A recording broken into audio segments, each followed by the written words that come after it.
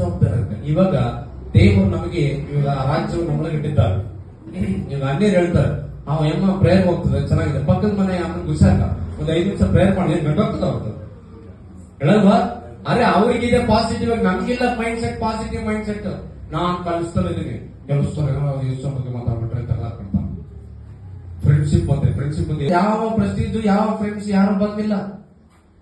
ಅವತ್ತು ನನ್ನ ಕೃಪೆ ಇಟ್ಟು ದೇವರು ಕರೆದ. ಒಂದ್ ವೇಳೆ ನೀನೆಲ್ಲ ಅನುಕೂಲವಾಗಿರ್ಬೋದು, ಆಸ್ತಿ ಈಶ್ವರ ಎಲ್ಲ ಇರ್ಬೋದು, ನಿನಗೆ ಸಮಾಧಾನಕ್ಕೆ ನಡೆಸಿದ್ದೆ ಯಾರು?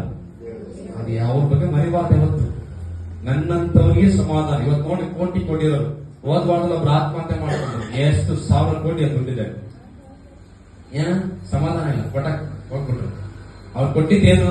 ಈ ಲೋಕಕ್ಕೆ ಸಾಕ್ಷಿ ಕೊಟ್ಟಿದ್ದು ಆಸ್ತಿ ಐಶ್ವರ್ಯ ಶಾಶ್ವತ, ಮನ್ಸಿಗೆ ಬೇಕಾದ ಸಮಾಧಾನ, ನೆಮ್ಮದಿ.